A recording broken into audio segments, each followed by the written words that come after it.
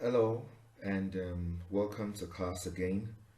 We're still looking at the course dancing, and we're currently on module 8 where we'll be looking at building stamina, strength, and flexibility for dance.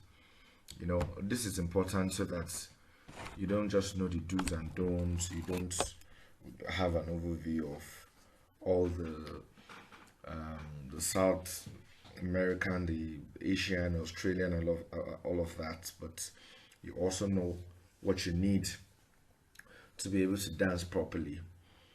Okay, so um, there are things that you need to combine, to know, to focus on to get this right, and I'll get into it just in a couple of minutes.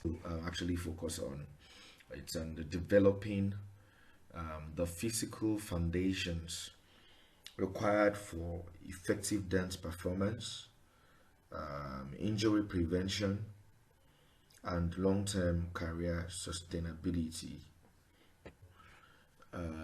You see, stamina, strength, and flexibility are essential for dancers at all levels. Now, structured conditioning enhances endurance, power, control, and range of motion beyond what dance practice alone provides. So summarily ahead now, to build dance stamina, strength, and flexibility, you have to combine dance practice with cross training like swimming or cycling, body weight exercises like squats, planks, yoga for core and balance, resistance band work for feet, your dynamic walk warm-ups, and targeted static stretches, while you're prioritizing rest and nutrition for recovery and injury prevention. So you have to focus on consistent gradual increases in intensity and duration, always listening to your body. Let's look at the see what we have. The understanding physical condition in dance, building stamina, strength training for dancers, flexibility training, warm up, recovery, and safety, then the progression from beginner to professional. All right, so understanding physical conditioning, physical conditioning, it improves a dancer's ability to perform movements safely and effectively. And the key components are stamina, strength, and flexibility. So, stamina is just basically sustaining movement over time. And under that, you have the aerobic cross training, the high intensity intervals, and the dance rehearsal. Okay, so for the aerobic cross training, we talk about running, swimming, or cycling like 2 to 3 times a week to build lung capacity. And when I say lung capacity, I mean lung like the part of the body, lungs, lung, and endurance. Then for the high intensity intervals, you have to incorporate short bursts of intensity like jumping jacks, mountain climbers into your cardio. And for the dance rehearsal, you have to consistently practice your choreography because it builds endurance for the specific demands of dance. And for your strength, you're looking at things like squats, planks, push-ups, and sit-ups because they build foundational strength rather, and improve posture and balance. Then for the resistance bands, it strengthens feet, ankles, and calves with exercises like foot raises and band walk. You can also have your pilate, your yoga.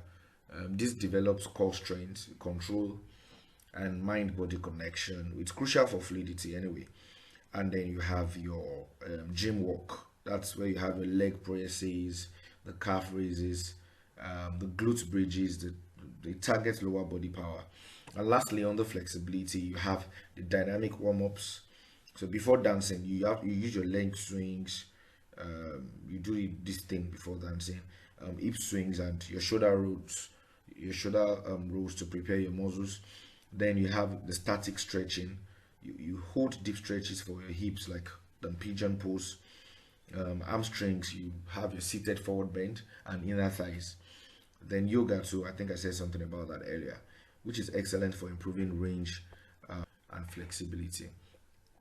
So it's important to build stamina because dance performances require continuous movement and focus, and poor stamina would result in fatigue, reduced technique quality, and higher injury risk.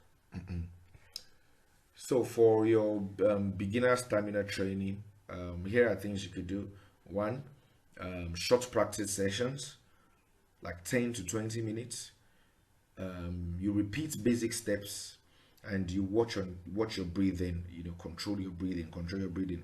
So when you do all of this, what you'd get, one is that your breathing coordination would be improved greatly, and your tolerance movement would also be increased. Or it's when you do these things you get better. From there you become intermediate and then advanced and professional. So what are the training that you need as an for intermediate and advanced stamina, for intermediate and advanced rather? So continuous dance combinations, tempo variation, and um, for advanced and professional now, you need a full choreography repetition and also performance stimulations.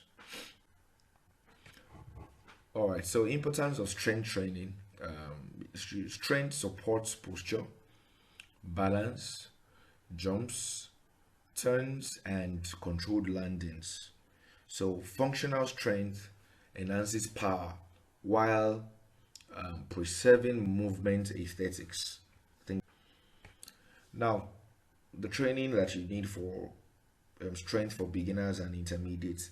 Now, for beginners, squats and lunges. Then core engagement.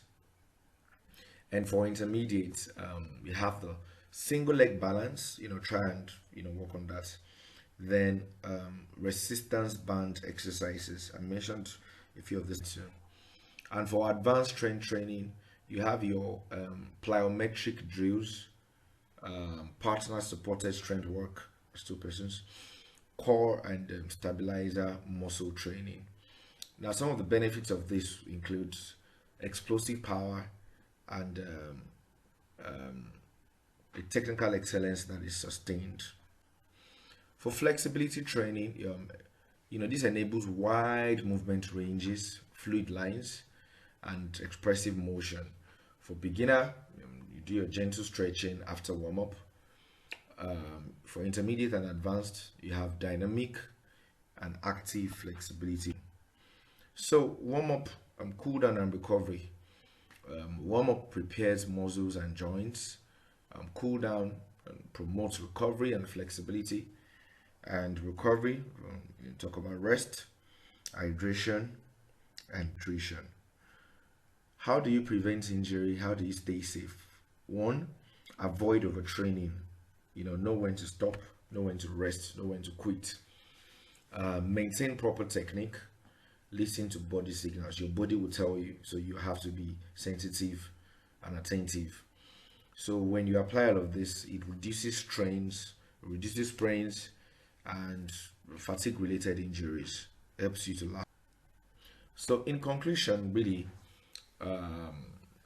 stamina, strength, and flexibility, they are essential. They are not optional. It's not something you want to bargain with as a dancer. So through structured conditioning and safe progression, Dancers enhance performance quality, um, prevent injury, and sustain long time careers. All right, thank you very much. I hope this has been helpful. I'll see you in Module 9 again.